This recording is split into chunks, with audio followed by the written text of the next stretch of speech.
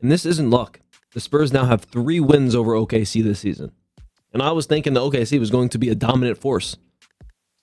I mean, they're still dominant, but the Spurs are just better at this point. I mean, if you beat a team 3 times in a row, you're most likely the better team. And they account for half of OKC's losses on the year already. And that's not a coincidence. And here's a key point. Wembanyama isn't even playing 35-minute games right now, yet he's still making massive impacts. His limited minutes have come with high efficiency, and he is already a league-shaping player. Let's step back and look at what this means. Teams don't just adjust because he scores. They adjust because he changes how they attack the paint. He alters passing lanes. I mean, he's 7'4" with an 8-foot wingspan, basically. He controls spacing simply by existing on the floor. And those are systematic changes that go beyond the stat line. Guys like that don't come around often, and they almost never show this level of influence this early. So when we say Victor Wembanyama is breaking basketball, we're not talking about flashy moments. We're talking about real, measurable impact. The elite scoring and rebounding, historic defense, efficiency that forces teams to adapt, wins over top contenders this season. And he's just getting started. And when Victor Wembanyama is on the floor, the Spurs look like a real defensive team. When he sits, they look like a rebuilding one. That difference is what breaking basketball actually looks like.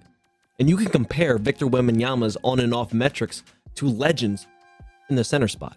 Patrick Ewing, Tim Duncan, Joel Embiid, Anthony Davis. They didn't have this kind of floor-altering impact in their first 3 seasons. And the only thing that can stop Victor Wembanyama is himself. Injuries, right? He's already hurt, but he's gotten better. He's on a minute restriction right now. But a lot of tall players have ankle injuries, knee injuries, and it's hard for them to come back once they get a bad injury. You look at Joel Embiid, he's supposedly healthy, but every time he comes back on the court, he looks slow, lethargic, and he gets hurt again. Right? Anthony Davis consistently always gets hurt. You can bet money he's going to get hurt once out of every 2 games.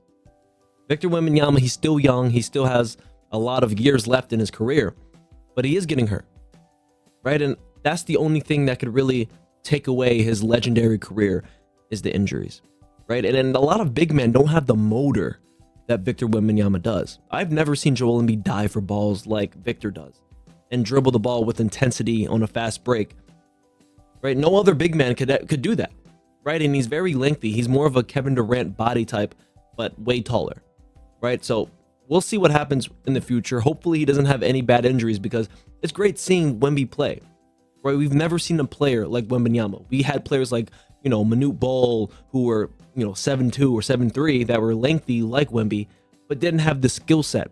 Weren't able to dribble, on fast breaks and dunk the ball and basically the whole team, block shots, run up the court, being the fastest player.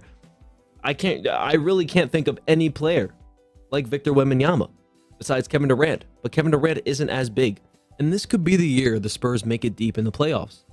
And Victor could lead them to the finals. And if that happens, it's safe to say Victor will become, I don't want to say he will become the best player of all time, but if there's no injuries and he gets a ring and he makes it deep in the playoffs at this age, leading his team, I think it's safe to say he's going to be the best player in the league in about a year or 2. He's already dominant whenever he's on the floor. He's the best player on the court most of the times. So we'll see what happens with his career. We'll be watching, and most people will be watching him too. Now, if you enjoyed this video, drop a like, subscribe to the channel, and I'll catch you guys on the next one. Peace out.